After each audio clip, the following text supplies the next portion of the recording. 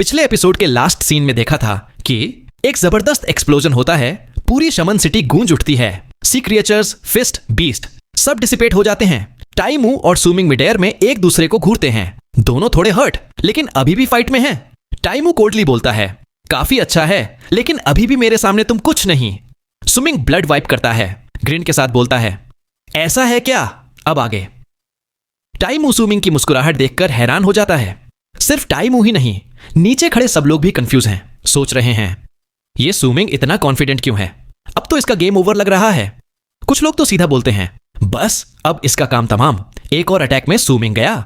दूसरा बोलता है, इसकी हिम्मत तो लाजवाब है लेकिन ये तो खुद मौत को बुला रहा है।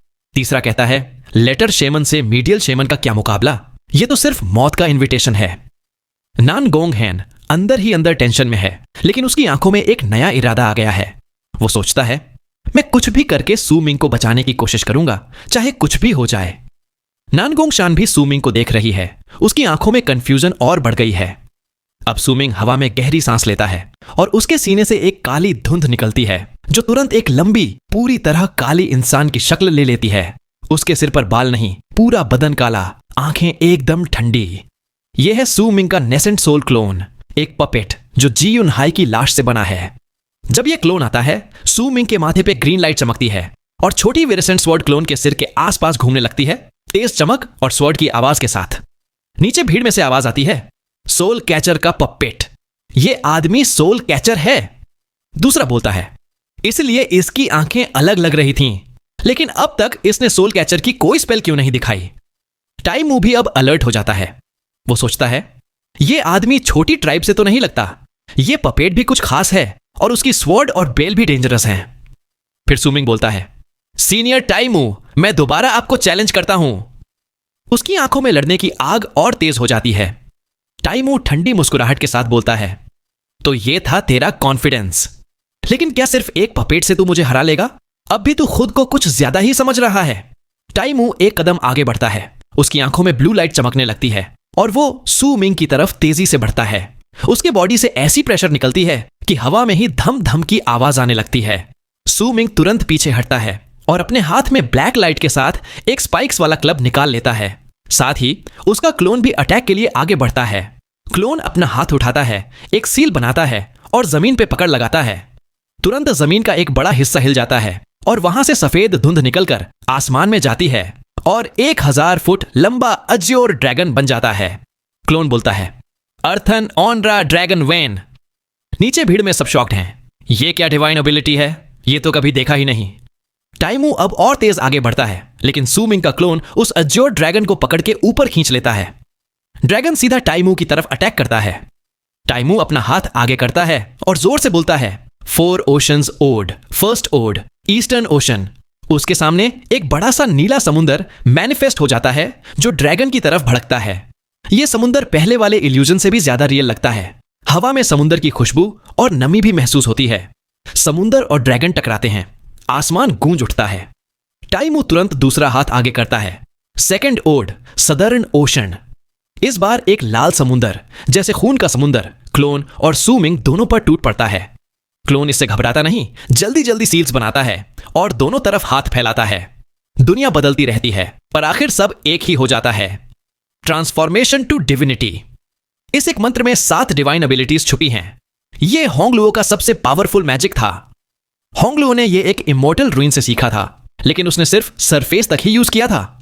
सूमिंग का क्लोन अब 9 ट्रांसफॉर्मेशंस बोलता है, दोनों हाथ से सील बनाता है और हवा में एक पंच टाई मुंह की तरफ करता है। यह पंच ऐसा लगता है जैसे कोई ताकत ही नहीं, लेकिन उसी वक्त सूमिंग का क्लोन टाई मुंह की पहली ओशन स्पेल की परफेक्ट कॉपी बन जाता है।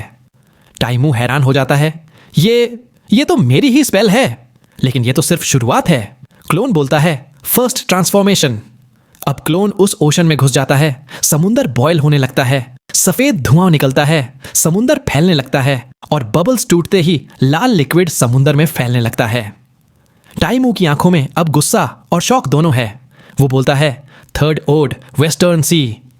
अब उसकी आंखों में किलिंग इंटेंट है। वो सोचता है, अगर आज इसको छोड़ दिया तो कल ये हमारे लिए बड़ी मुसीबत बन जाएगा। टाइमू अब अपने दिल में रिग्रेट महसूस कर रहा है। उसको गुस्सा है कि उस औरत ने कितनी बड़ी मुसीबत खड़ी कर दी, लेकिन अभी उसके पास टाइम नहीं है सोचने का। उसे लगता है कि जब तक सू मिंग अपनी असली पहचान न बता दे, उससे पहले उसे मार देना या बुरी तरह घायल कर देना चाहिए।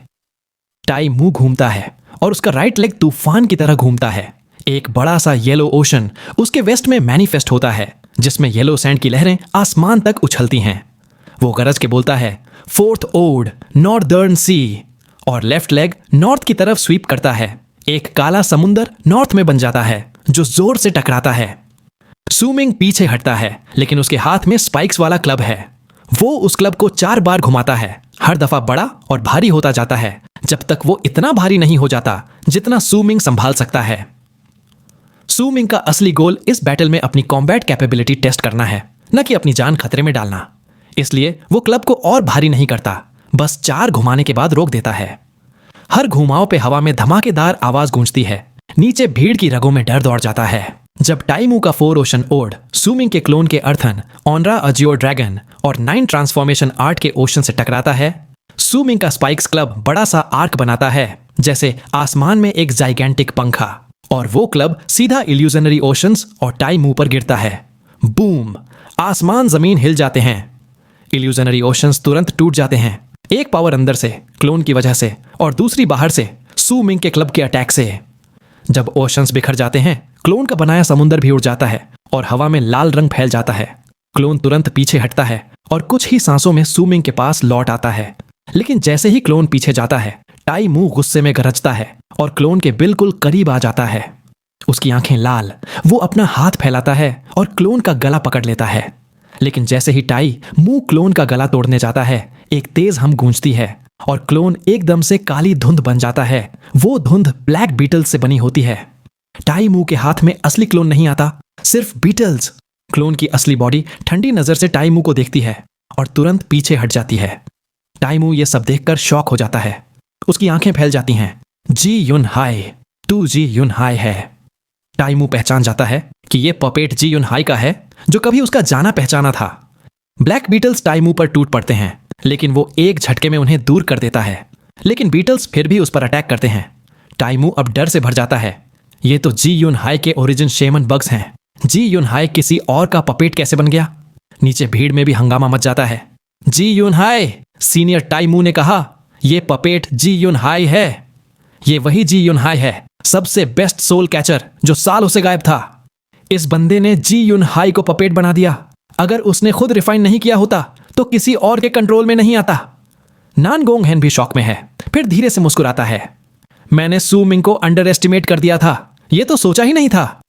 टाई मुंह अब सू मिंग की तरफ देखता है, आंखों में शॉक और कंफ्यूजन। मैं एक बार और पूछता हूं, तू किस ट्राइब से है? सू मिंग शांत चेहरे के साथ बोलता है, एक छोटी सी ट्राइब से हूं, आपने नाम नहीं सुना होगा, सीनियर टाई मुंह। टाई मुंह अब गुस्से में बोलता है, बदतमीज, जी युन हाई का पपेट होने के बावजूद मैं अभी तक सिर्फ अपनी कुछ ताकत ही यूज कर रहा था। मैंने तुझे मौका दिया, अब तू नहीं बताएगा तो मैं तुझे पकड़ के ले जाऊंगा और तेरी ट्राइब के बड़े लोगों को बुलाऊंगा। टाई मुंह अब सू मिंग को मारने से थोड़ा हेजिटेट करता है। सोचता है, अगर इसके पीछे कोई बड़ा बैकग्राउंड है तो कोई आकर इसे बचाएगा, अगर नहीं तो बाद में भी मार सकता हूं। सू मिंग शांत मुस्कुराता है, आंखों में ठंडी चमक के साथ बोलता है, अगर आप चाहते हैं तो मैं फिर सीखना चाहता हूं। वो हाथ घुमाता है और तुरंत ब्लैक स्मोक से एक और पपेट पॉइजन कॉर्प्स सामने आ जाता है। इस पॉइजन कॉर्प्स की आंखों में कोई रोशनी नहीं, लेकिन उसकी बॉडी से निकलती पॉइजन की हवा और उसका प्रेजेंस सबको शॉक कर देता है। टाई मुंह भी एक पल के लिए स्टन हो जाता है।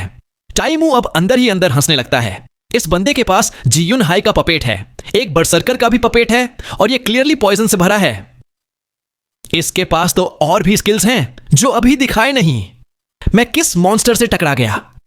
वो सोचता है, अगर सिर्फ जी युन हाई होता तो मैं फुल पावर से लड़ लेता, लेकिन ये पॉइजन कॉर्प्स भी आ गया तो जीतने के बाद भी बुरा हाल हो जाएगा। सू मिंग भी सोचता है, अगर मैं अकेला अटैक करूं तो लेटर शेमन से नहीं जीत सकता, लेकिन क्लोन और पॉइजन कॉर्प्स के साथ इनिशियल स्टेज लेटर शेमन को टक्कर दे सकता हूं। पहली बार सू मिंग को लगता है कि वो शेमन्स की लैंड में स्ट्रांग हो रहा है।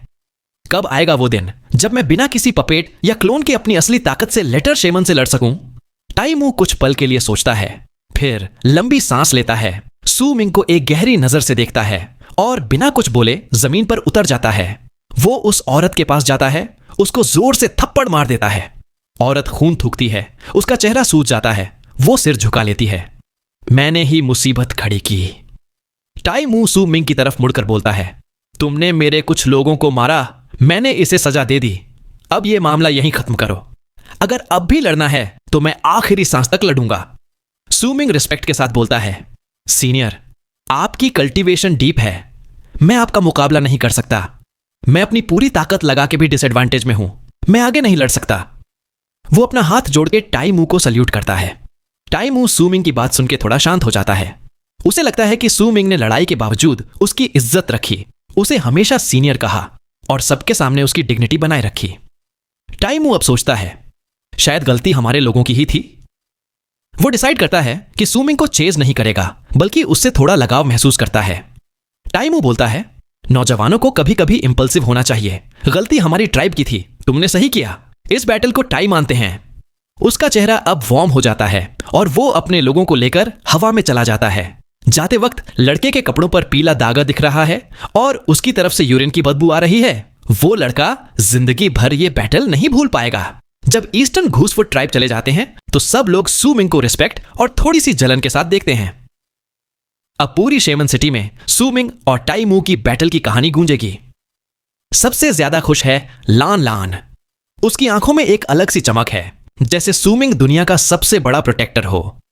आहू तो और भी ज्यादा एक्साइटेड है।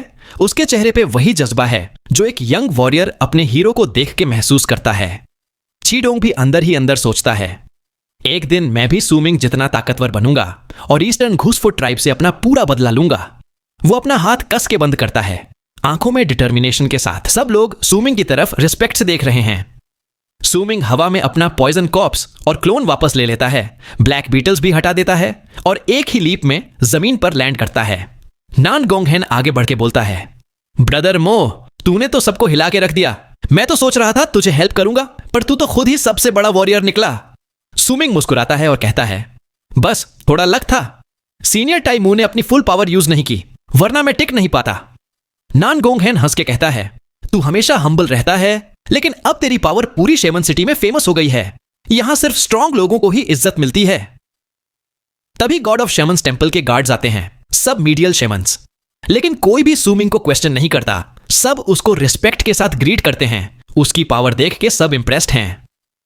इन सब की आंखों में अब सू मिंग के लिए एक अलग सी इज्जत है। सू मिंग और नान गोंगहेन इनकी तरफ वापस जाते हैं। रास्ते में नान गोंग शान को देख के सू मिंग सोचता है, इस लड़की के मन में अब भी कुछ डाउट है, लेकिन अब वो मुझे सस्पेक्ट नहीं करती। इस बैटल ने मुझे एक एक्स्ट्रा बेनिफिट दे दिया, काफी प्रॉब्लम्स खत्म हो गई। उस रात तीनों टीनेजर्स देर तक नहीं सो पाते। यह दिन उनकी जिंदगी का सबसे यादगार दिन बन जाता है। अगली सुबह नान गोंगहेन सू मिंग को गॉड ऑफ शेमन्स टेंपल ब्रांच ले जाता है। वो कहता है, अब 1 महीने बाद ट्रेजर गैम्बलिंग इवेंट होगा, तब तक सब ट्राइब्स के लोग आ चुके होंगे। हमें अभी स्पिरिट ऑफ 9 यिन रेंट करना है। ये काफी महंगा पड़ेगा, लेकिन फ्यूचर में बहुत काम आएगा। रास्ते भर नान गोंगहेन अपने कनेक्शंस दिखाता है। हर दूसरे कदम पे कोई ना कोई उसको ग्रीट करता है और सब सू मिंग को भी रिस्पेक्ट से देखते हैं। नान गोंगहेन बोलता है, ब्रदर मो, एक ही बैटल में तू फेमस हो गया है। मीडियल शेमन होते हुए भी लेटर शेमन से हार नहीं खाई। ये बात सब जगह फैल चुकी है। सू मिंग कुछ बोलने ही वाला होता है, लेकिन नान गोंगहेन बोलता है, अब हम्बल बनना बंद कर दे।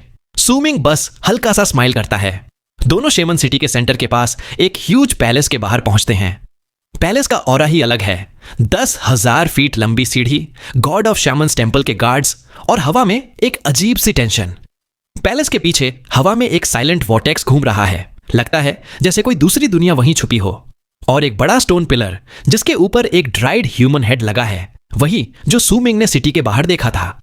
जब सू मिंग पास जाता है, उसको एक जबरदस्त प्रेशर महसूस होता है। यह जगह शेमन सिटी का एक इंपॉर्टेंट स्पॉट है। नान गोंगहेन धीरे से बोलता है, मैं 5th लेयर के स्पिरिट्स ऑफ 9 यिन को मूव करने के लिए काफी ऑफरिंग्स लेकर आया हूं। दोनों पैलेस के गेट तक पहुंचते हैं और सू मिंग देखता है गेट के सामने हवा में एक बड़ा ओवल वॉर्टेक्स है, बिल्कुल गेट टू द वॉइड जैसा। पैलेस के अंदर सिर्फ एक स्केलेटन है, पैर चेन से बंधे हुए क्रॉस लेगेड बैठा है। स्केलेटन एक नॉर्मल इंसान जितना बड़ा, लेकिन उसके स्कल पे एक वर्टिकल स्लिट, जैसे जिंदा था तब वहां एक आंख थी। स्केलेटन के आसपास 8 बड़े ग्रास मेडोज हैं। उन पे 2 लोग ध्यान लगा के बैठे हैं। एक पर्पल रोब में, लाल बाल पोनीटेल में, हाथ सूख के जैसे लकड़ी, लेकिन चेहरा मिडिल एज्ड, अजीब सी वाइब के साथ। दूसरा एक बुद्धा, सिंपल कपड़ों में, चेहरा पूरा झुर्रियों भरा, आंखें बंद, डीप मेडिटेशन में। पैलेस के अंदर कोई प्रेजेंस नहीं, लगता है जैसे ये एक अलग दुनिया हो। नान गोंगहेन बोलता है, हम अंदर नहीं जा सकते, शायद तू जा सकता है ब्रदर मो। सिर्फ लेटर शेमन्स को स्केलेटन के सामने एनलाइटनमेंट मिल सकता है। वो बुद्धा है later shaman Chen Huan, wise winter tribe से। पर्पल रोब वाला है टेंपल एल्डर, नाम है मू। सू मिंग स्केलेटन को देख के पूछता है, ये स्केलेटन कौन है? नान गोंगहेन धीरे से बोलता है, ये 9 यिन का इविल स्पिरिट है जो इस जगह के बनने के टाइम मारा गया था। उसको मारने में शेमन ट्राइब को बहुत नुकसान हुआ था।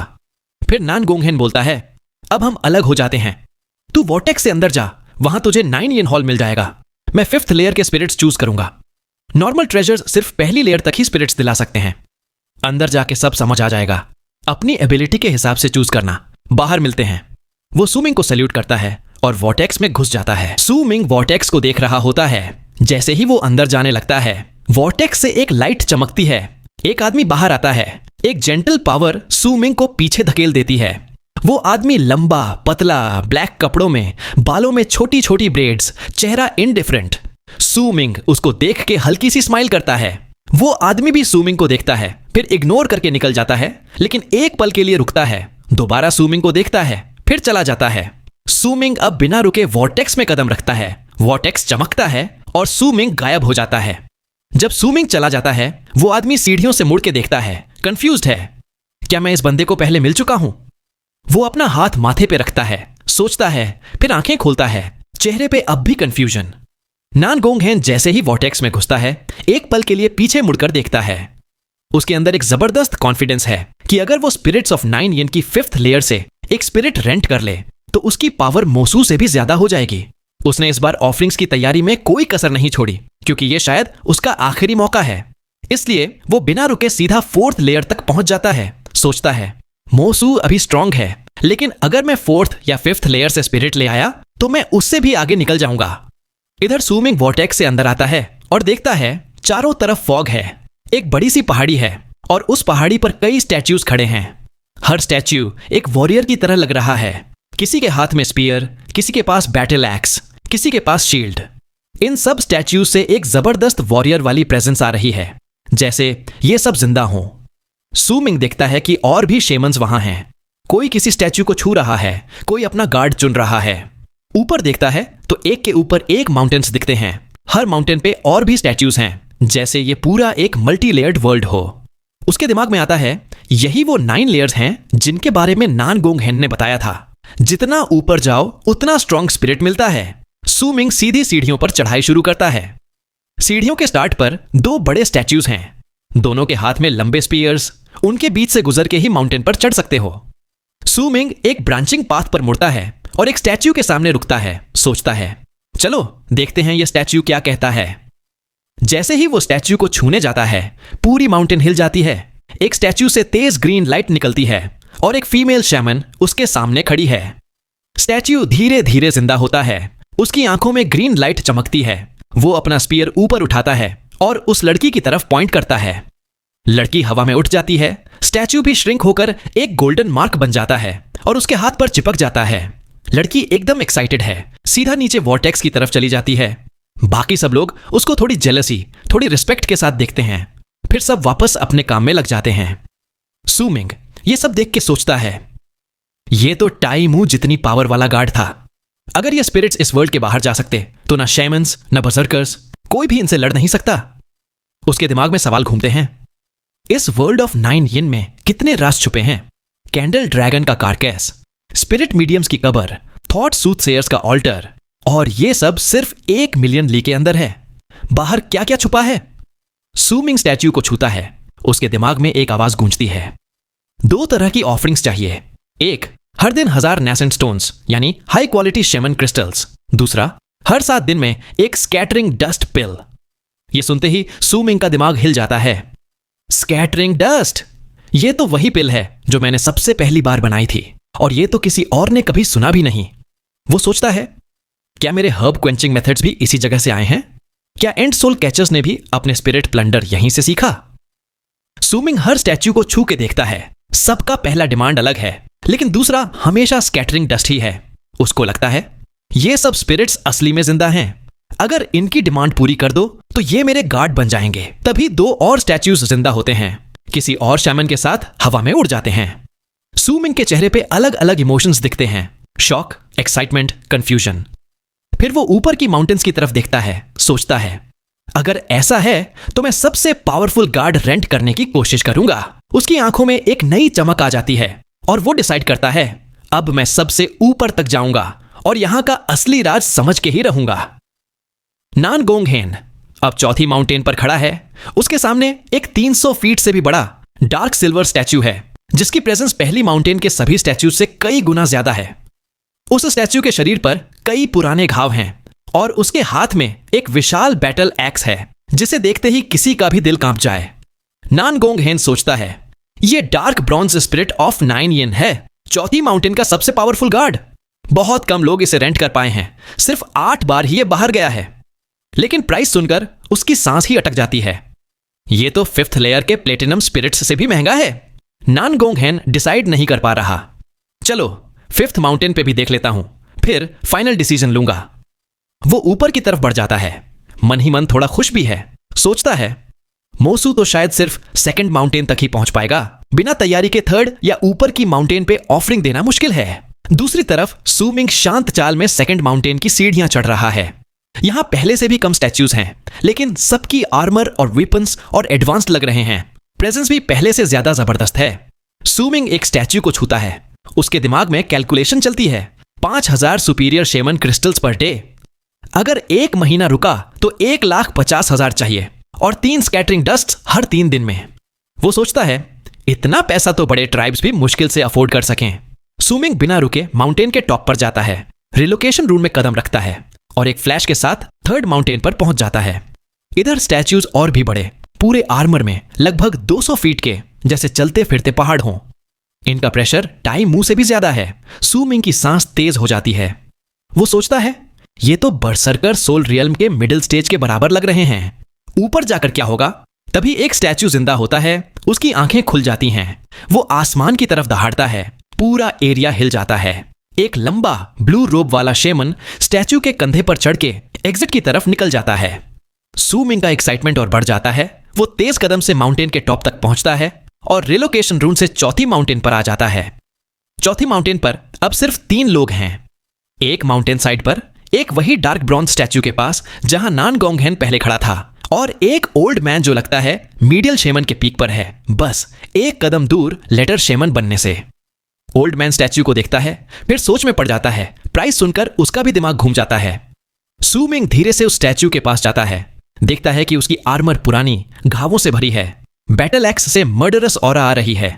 ओल्ड मैन सूमिंग को इग्नोर कर देता है, खुद भी डिसीजन नहीं ले पा रहा। सूमिंग स्टैच्यू को छूता है। तुरंत एक खुरदुरी आवाज उसके दिमाग में गूंजती है, 30,000 शेमन क्रिस्टल्स पर डे। अगर मेरी प्रोटेक्शन चाहिए तो एक साथ 180 दिन का पैसा दो। मैं तुम्हें अपनी पूरी ताकत से बचाऊंगा, लेकिन उससे ज्यादा नहीं। सूमिंग एक पल के लिए स्टन्ड है, क्योंकि यह पहला स्पिरिट है जो सिर्फ शमान क्रिस्टल्स मांग रहा है, कोई मेडिसिनल पिल नहीं। तभी ओल्ड मैन डिसाइड कर लेता है, इतनी बड़ी रकम देने का रिस्क लेने को रेडी हो जाता है। वो स्टैच्यू को छूता है। स्टैच्यू की आंखों में लाइट चमक उठती है। एक जबरदस्त प्रेजेंस पूरे एरिया में फैल जाती है। स्टैच्यू धीरे धीरे जिंदा हो रहा है। स्टैच्यू की आवाज गूंजती है, मैं इस लेयर का बेस्ट वॉरियर हूं। मुझे चूज करना 5th लेयर के किसी भी गार्ड से बेहतर है। सूमिंग की आंखों में तेज चमक आ जाती है। वो अपना डिवाइन सेंस स्टैच्यू में भेजता है और सोचता है, अगर स्कैटरिंग डस्ट दूं तो क्या प्राइस है। सूमिंग अपना डिवाइन सेंस स्टैच्यू में भेजता है और ये सिर्फ स्पिरिट ऑफ 9 येन ही सुन सकता है। ओल्ड मैन को कुछ पता नहीं चलता।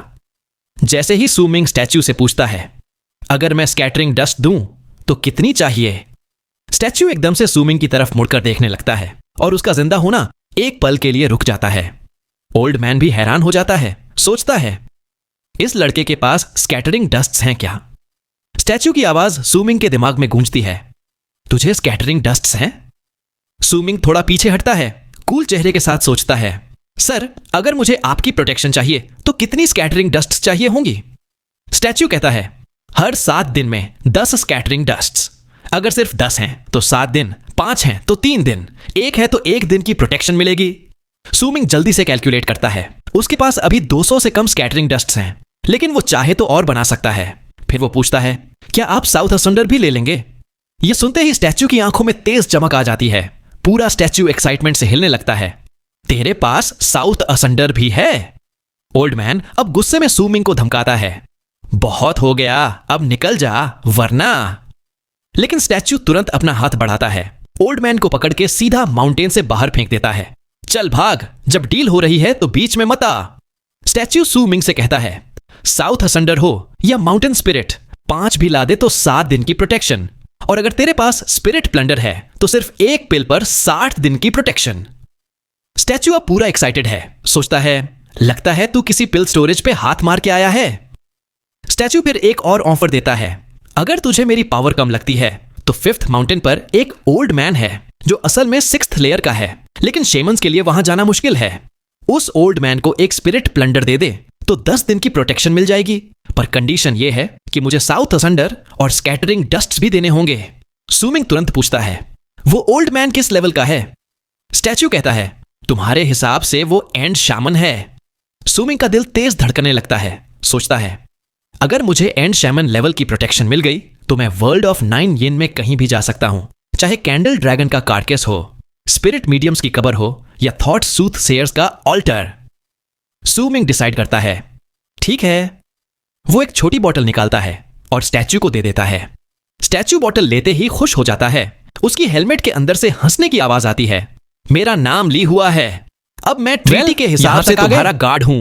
मैं आपसे पूछना चाहूंगा बड़ा बैटल कि कैसी लगी आपको ये वाली हवा वीडियो? में जोर की गूंज मुझे होती पता है तो नहीं है, और फिर पर इतना उसकी जानता huge हूं body कि shrink कहीं ना होकर कहीं जरूर से एक पसंद dark आई silver होगी। light बन और जाती अगर है, जो अगर सूमिंग के पसंद आई हाथ है पर तो एक आप सपोर्ट मार्क करने के लिए में सब चिपक कुछ कर जाती है। सकते हैं। लीव लाइक हुआ कर कहता है, दीजिए, सब्सक्राइब चलो, करके 5th हमारी लेयर चलते छोटी सी हैं। फैमिली का मैं हिस्सा बन तुझे जाइए ओल्ड मैन का और लोकेशन शेयर भी कर बताऊंगा, सकते हैं, वरना ढूंढना हाँ, मुश्किल है। पहले से ही माफी चाहूंगा सूमिंग मार्क अगर को कभी देखता वीडियो है, ना आए तो, फिर सीधा माउंटेन क्योंकि के यार टॉप पर कुछ जाता है। प्रॉब्लम्स आ जाते हैं Relocation room से जिसका आप 5th कुछ नहीं माउंटेन कर पर सकते। teleport हो जाता है। बट मैं आप सभी का 5th शुक्रगुजार माउंटेन हूं पर सिर्फ कि आप लोग नान मुझ जैसे है, छोटे जो यूट्यूबर को silver सपोर्ट statues कर को रहे देख हो। रहा है। साथ ही हर किसी अगर का वीडियो price check देखकर कर आपको रहा है, लगे कि सोच आप मुझे रहा कुछ है कौन सजेशन सा दे best सकते deal हो है, तो यूट्यूब का तभी कमेंट उसकी नजर ऑप्शन सूमिंग आपको पर पड़ती पड़ती है। है, तो वो थोड़ा आपके सरप्राइज सजेशन होता को है। पढ़कर फिर स्माइल मैं के साथ पूरी बोलता मेहनत है, से और ब्रदर इम्प्रूव करने की कोशिश मुझे लगा करूंगा। चौथी माउंटेन ठीक की है? लाइट किसी और मुझे की बस है, इतना ही पर कहना निकले। था। चलो, लेकिन जाने से साथ में पहले आप देखते कमेंट हैं, में बता यहाँ सकते क्या हैं है कि इस वीडियो का भी कौन स्माइल सा करता सीन है, आपको दोनों सबसे एक दूसरे ज्यादा को पसंद ग्रीट आया। करते हैं। मिलते हैं नान नेक्स्ट गोंग वीडियो हैन में, थोड़ा प्राउड तब तक फील के लिए करता है। राधे राधे। यहाँ के सभी स्पिरिट्स बहुत महंगे हैं, बिना हेवी तैयारी के यहाँ कोई चूज नहीं कर सकता।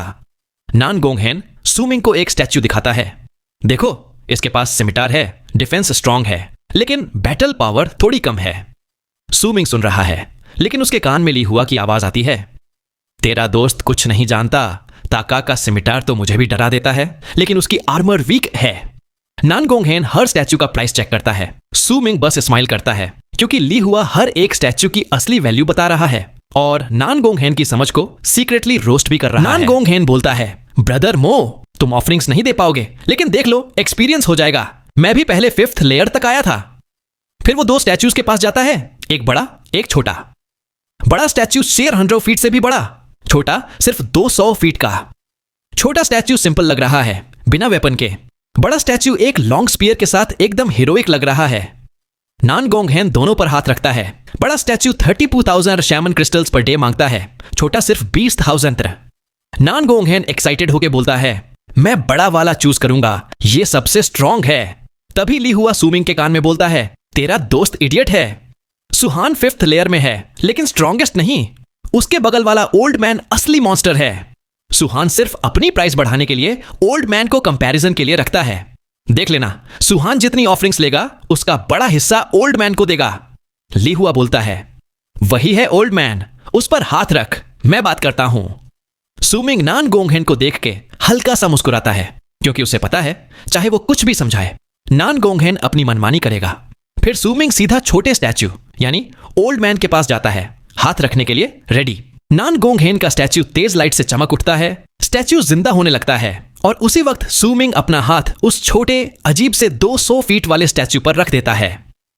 नान गोंग हैन को लगता है सूमिंग बस प्राइस चेक कर रहा है, क्योंकि उसके दिमाग में तो वही बड़ा स्टैच्यू सबसे पावरफुल और बेस्ट चॉइस है। नान गोंग हैन सोचता है, मैं पूरी माउंटेन देख चुका हूं, सबसे ज्यादा प्राइस इसी का है, तो यही सबसे स्ट्रांग है। वह अपने शामन क्रिस्टल्स छोड़ने का दुख तो महसूस करता है, लेकिन अपनी चॉइस पर पूरा कॉन्फिडेंट है। तभी उसका स्टैच्यू पूरी तरह जिंदा हो जाता है। स्पीयर जमीन पर मारता है, हवा में उड़ता है, हेलमेट के पीछे से उसकी आंखें चमक रही हैं। वह नान गोंग हैन को एक अजीब सी नजर से देखता है, जैसे अंदर कुछ छुपा हो।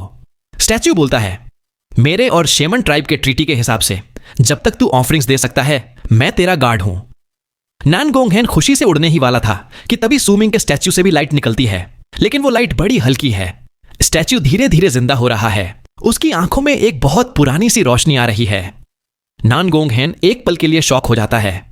ब्रदर मो, तूने उसको रेंट कर लिया? सूमिंग सिर हिलाता है। नान गोंग हैन की आंखों में डिसबिलीफ, फिर उसके चेहरे पर अजीब सी दया आ जाती है, जैसे सोच रहा हो, अरे यार, तूने क्या कर दिया? नान गोंग हैन सोचता है, यार मो, तूने पहले बताया होता तो मैं समझा देता कि यहां और भी स्पिरिट्स हैं, लेकिन अब तूने चुन लिया तो मैं कुछ नहीं बोलूंगा। वह बस सिर हिलाता है। अंदर ही अंदर उसे सूमिंग पर और ज्यादा तरस आ रहा है। सूमिंग के स्टैच्यू का बॉडी क्रैकलिंग साउंड के साथ मूव करता है, जैसे हड्डी पुरानी हो गई हो। स्टैच्यू श्रिंक होकर एक नॉर्मल इंसान जितना हो जाता है, थोड़ा झुका हुआ, आर्मर भी पुराना और डल सिल्वर का, पूरा स्लॉपी लग रहा है। नान गोंग हैन उसे देख के तो और भी ज्यादा पिटी फील करता है। सोचता है, ये तो बेचारा मो की आंख ही खराब है। तभी ओल्ड मैन की आवाज सूमिंग के दिमाग में गूंजती है, लड़के, मुझे चुनना तेरी किस्मत है। देख, डील वही है, मैं दिनों में नहीं बल्कि हर 3 अटैक पे एक स्पिरिट प्लंडर लूंगा। सूमिंग रिस्पेक्ट के साथ सल्यूट करता है। सीनियर, मैं पूरी कोशिश करूंगा आपकी रिक्वायरमेंट्स पूरी करने की। ओल्ड मैन खुश हो जाता है, अपना हेलमेट उतार के बगल में दबाता है। उसका चेहरा काला, लकड़ी जैसा, लेकिन बाल लंबे सिल्वर के, आंखें अनफोकस्ड, चेहरा पूरा झुर्रियों भरा। सूमिंग उसका चेहरा देख के हैरान हो जाता है, क्योंकि ये वही ट्राइब का लगता है जिसका बड़ा हेड सिटी के पिलर पे लगा था। ओल्ड मैन नान गोंग हैन की तरफ देख के मुस्कुराता है, बेटा, तूने मेरी ट्राइब के बेस्ट लड़के को चुना है, तेरी आंख बड़ी तेज है। नान गोंग हैन की सिंपैथी अब और बढ़ जाती है, लेकिन तभी ओल्ड मैन नान गोंग हैन के स्टैच्यू की तरफ मुड़ के बोलता है, अबे गधे, मेरा हिस्सा कहां है? नान गोंग हैन का स्टैच्यू सुहान तुरंत एक चमकती हुई बॉल निकाल के ओल्ड मैन को दे देता है। ओल्ड मैन खुश होकर उसको अपनी जेब में डाल लेता है। ओल्ड मैन नान गोंग हैन को बोलता है, तेरी आंख बड़ी तेज है, फिक्र मत कर, अगर ये गधा बदमाशी करेगा तो मैं खुद सबक सिखा दूंगा। फिर सूमिंग की तरफ मुड़ के कहता है, चल बेटा, बाहर चल, बहुत दिन हो गए, देखते हैं दुनिया कितनी बदल गई है। ओल्ड मैन स्वैग के साथ पीछे हाथ बांध के हमिंग करता हुआ सूमिंग के साथ निकल पड़ता है। नान गोंग हैन कुछ देर तक बस शॉक में खड़ा रहता है, फिर अपने स्टैच्यू को देखता है।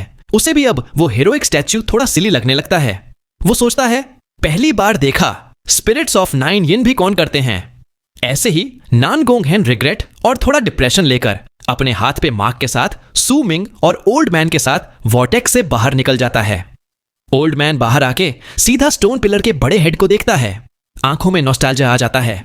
फिर पैलेस के अंदर बंधे स्केलेटन को देखता है और एक लंबी सांस लेता है। ओल्ड मैन सूमिंग से कहता है, बेटा, मैं एक पुराने दोस्त से मिलने जा रहा हूं। जब तक तू सिटी में है, मैं तुझे महसूस कर सकता हूं। जब भी मुझे बुलाना हो, मेरा नाम पुकार लेना, मैं तुरंत आ जाऊंगा।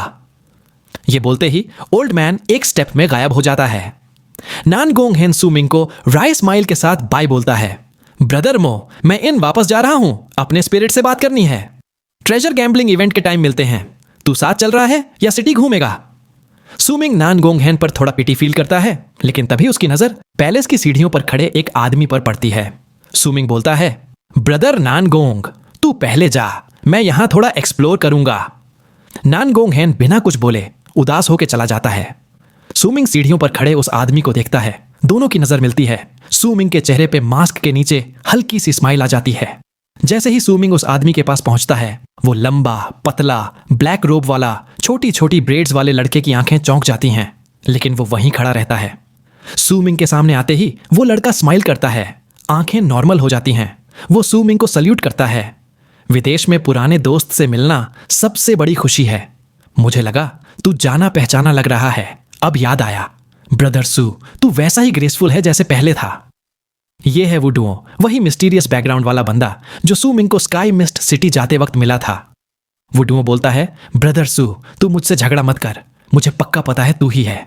मैं यहां तेरा इंतजार कर रहा था। अगर मैं बुरा होता तो ऐसे सामने नहीं आता। तेरी डिस्गाइज परफेक्ट है, लेकिन मैं बचपन से स्मेल्स पे बहुत सेंसिटिव हूं। तू सब कुछ बदल सकता है लेकिन अपनी स्मेल भूल गया। सूमिंग बोलता है, मेरा नाम मोसू है। वुडुओ कहता है, मेरा नाम झोंग यी है। पहली बार मिल रहे हैं, मिलके अच्छा लगा। चल कहीं बैठ के बात करते हैं। तू भी ट्रेजर गैम्बलिंग इवेंट के लिए आया है ना?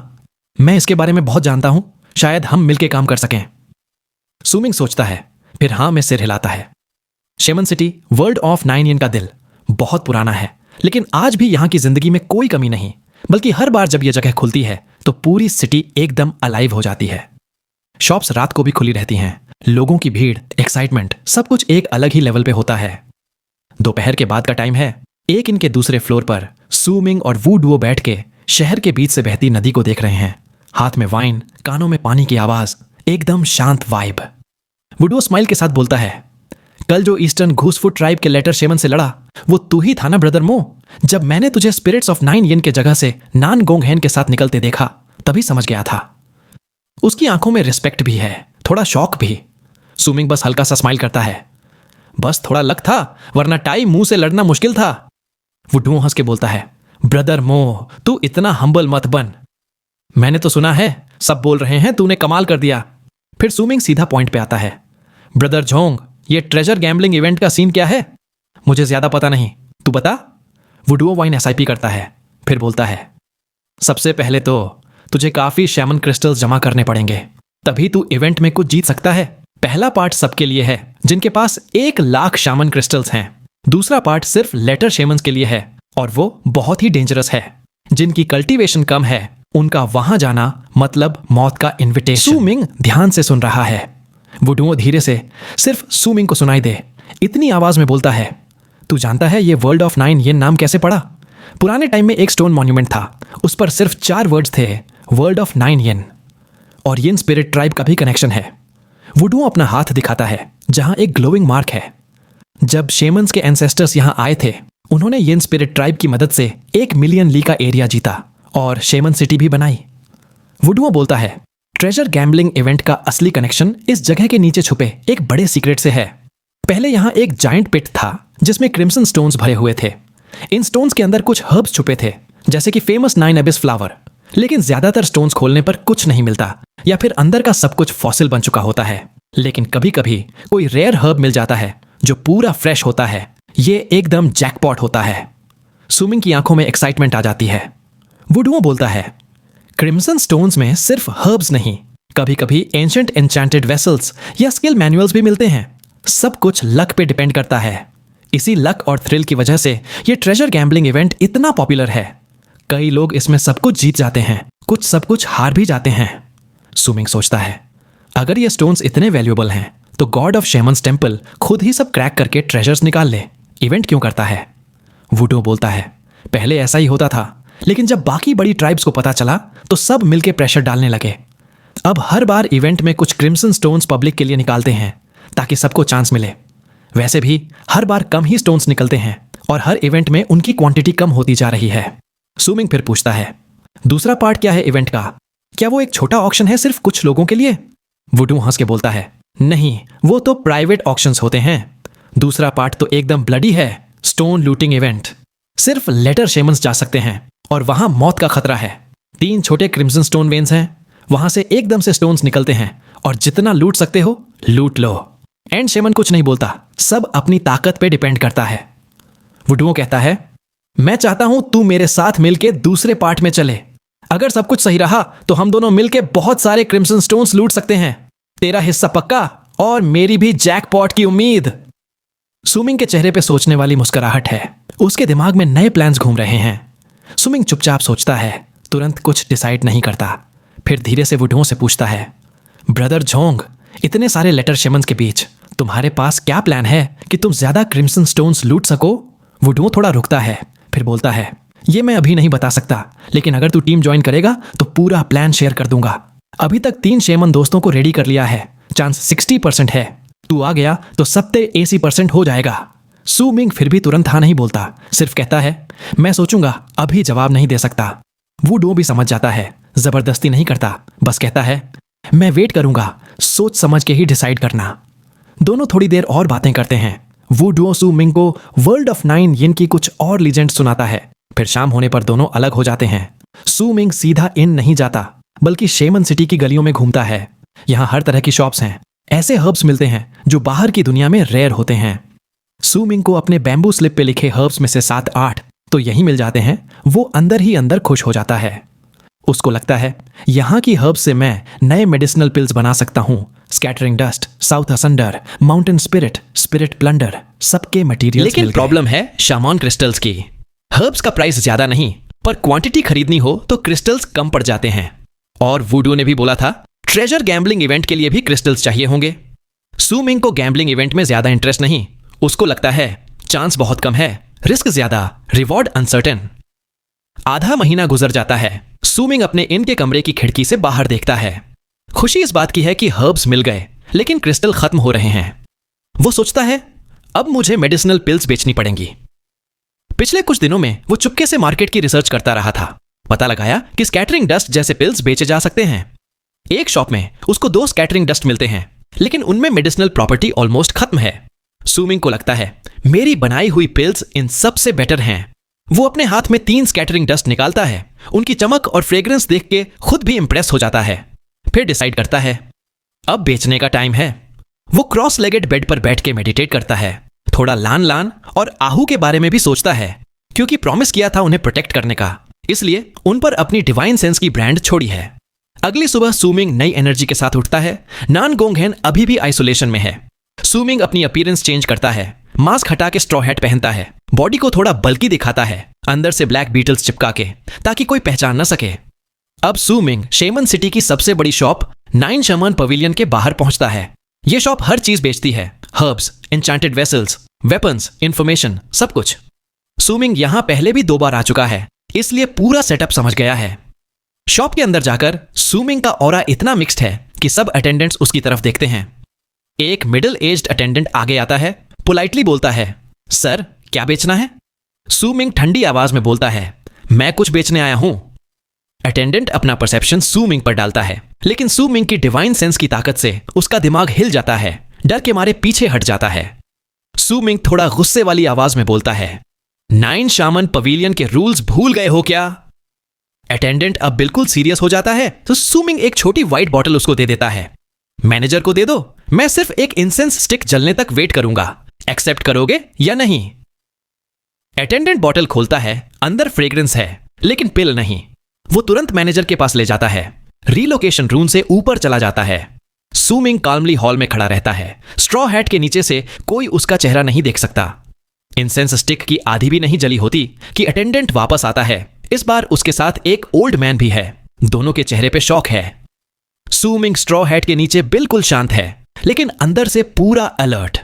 जैसे ही ओल्ड मैन आता है, सू मिंग नोटिस करता है कि मिडिल एज्ड अटेंडेंट उसे आगे जाने दे रहा है। एक छोटा सा क्लू कि ये ओल्ड मैन यहां बॉस है। ओल्ड मैन बहुत पोलाइट होकर बोलता है मैं झो दाओ मिंग हूं, सर इस तरफ आइए।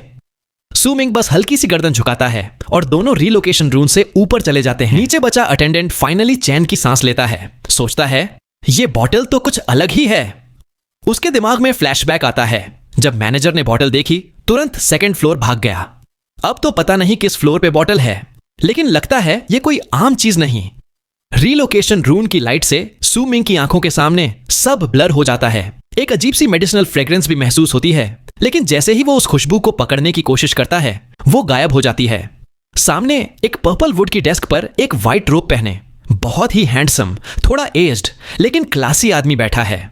उसके हाथ में वही छोटी बॉटल है। वो उसको बार बार स्मेल कर रहा है, आंखों में सोच। झो दाओ मिंग रिस्पेक्टफुली बोलता है ग्रैंड मास्टर यू, मैं उन्हें ले आया, और फिर तुरंत रीलोकेशन रूम से गायब हो जाता है। अब रूम में सिर्फ सू मिंग और ग्रैंड मास्टर यू बचे हैं। सू मिंग अपनी डिवाइन सेंस से उस आदमी की पावर चेक करता है, लेकिन एक रेजिड बैरियर उसे बाउंस कर देता है। सू मिंग समझ जाता है ये कोई ट्रेजर है, असली पावर नहीं। वो फोर्स नहीं करता, बस काल्मली रूम का सर्वे करता है। रूम छोटा है, लेकिन इल्यूजनरी ग्लोविंग ऑब्जेक्ट्स हवा में तैर रहे हैं। स्कल्पचर्स सब प्लांट्स और फ्लावर्स के हैं, जैसे एक बोटेनिकल फैंटेसी हो। एक बड़ी विंडो से सनलाइट आ रही है, लेकिन सू मिंग नोटिस करता है नीचे जमीन दिख ही नहीं रही। मतलब ये कम से कम 3rd फ्लोर है, पहला नहीं। रूम के बीच में 3 बड़े इंसेंस बर्नर्स हैं, हर एक आदमी की कमर तक, और उनमें से ग्रीन स्मोक निकल के हवा में गोल गोल रिंग्स बना रही है। उनके बीच में है एक बड़ा अगली सा डार्क रेड होल से भरा ओवल स्टोन। यह है क्रिम्सन स्टोन। स्मोक उसके अंदर के होल्स में घुस जाती है, फिर दूसरे होल्स से निकलती है और हवा में बटरफ्लाइज बन जाती है। एकदम हिप्नोटिक सीन। सू मिंग पास जाके स्टोन को देखता है। उसी वक्त वो फेंट मेडिसिनल फ्रेग्रेंस फिर से महसूस होती है। वो अपनी डिवाइन सेंस स्टोन पर डालता है, लेकिन जैसे ही टच करता है एक जबरदस्त सक्शन उसकी सेंस को खींच लेता है। अगर वो तुरंत वापस ना ले तो उसकी डिवाइन सेंस ही खत्म हो जाती। अब सू मिंग के चेहरे पे शॉक है। तभी उसको फिर से वो फ्रेग्रेंस मिलती है, इस बार थोड़ी ज्यादा स्ट्रॉन्ग। लेकिन असली धमाका तब होता है जब उसके स्टोरेज बैग में एक रिपल महसूस होती है। वही माउंटेन रॉक जिसमें एक छोटा ब्लैक ह्यूमनॉइड सील था, जो सू मिंग ने कभी वेस्टर्न सी क्लैन के ऑक्शन से लिया था। उस रॉक से रिपल आ रही है जैसे वो क्रिम्सन स्टोन से कनेक्टेड हो।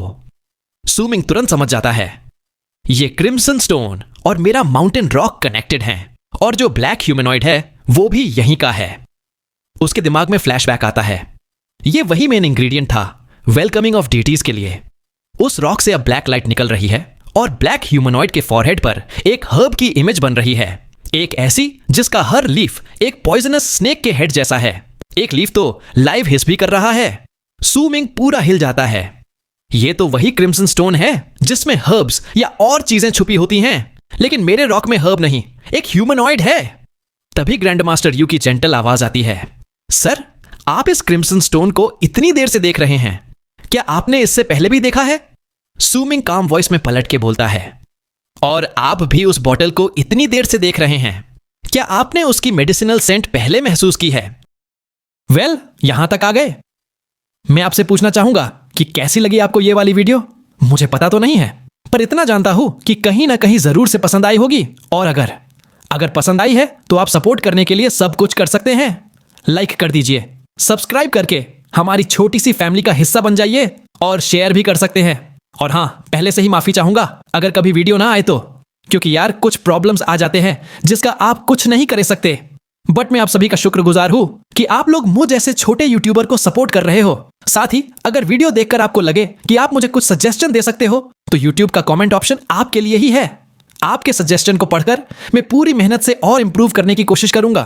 ठीक है, मुझे बस इतना ही कहना था। लेकिन जाने से पहले आप कमेंट में बता सकते हैं कि इस वीडियो का कौन सा सीन आपको सबसे ज्यादा पसंद आया। मिलते हैं नेक्स्ट वीडियो में, तब तक के लिए राधे राधे।